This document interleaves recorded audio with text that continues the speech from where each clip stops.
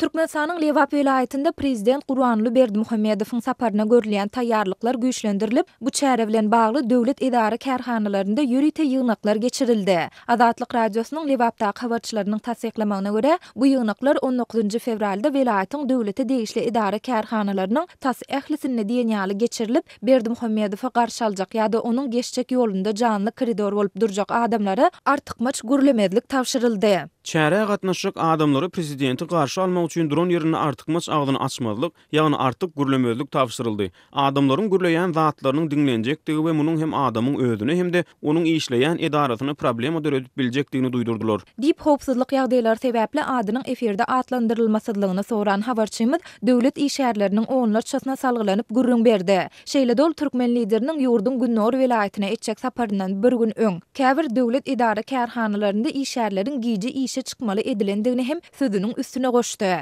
Prezidentin garşy alınjak etraplaryny edara kärhana işgärleri ýekşembe güni ýagny 25 fevralda giýje saat 11-de iş ýerine ýygnanmaly. Olar ýerden we öýlän içinde durarlar. Şäherliler bolsa öýlän saat 2-den giýişlige çenli bolarlar. Dip habarçymyz türkmen liderine garşy aljak adamlara giýmeli uniformalarynyň ýagny bir reňkdäki ýürite egin eşikleriniň ýeni bir ýedek ýatladylandygyny bellidi. Aýdylmagyna görä şunlar döwlet işgärleri öň prezidenti garşy almak ýa-da beýleki döwlet çärelerine gatnaşan adamlardan ak reňkdäki penjegi sorap olardan wagtlaryny almaga synaşýarlar. Penjek tapmadyklary bolsa goşmaça çykdaja dep bazardan täzesini almaň aladasyny diýerler. Bir penjegiň bahasy 700 manatdan 1000 manata çenli ýetýär. Pul hiç kimde diýilen ýaly ýok. Aýlyklary wagtyna bermeýärler. Hususan etraplarda aýlyklary saklaýarlar. Käbir adamlaryň täze penjegi satyn almagy pulu bolmany üçin ak stapl matadan don tiknýärler. Onuň dürli reňkdäki penjegiň üstünden geýmegi planlaşdyrýarlar. Dip habarçymyz bellidi. Ýatladyp geçsek Berdimuhammedowy garşy aljak adamlaryň uniforma ýagny ak reňkdäki ýürite geyimi geýmeldigi barada Azatlyk radiosynyň habarçylary mundan bir hepde çemesi öň habar beripdiler. Şonolar erkek kişilerin mektepde giýilýän ak reňkdäki sport formasyny dolu görnüşinde, aýalgylaryň bolsa onuň ýokurky bölegini ak reňkde ýubka we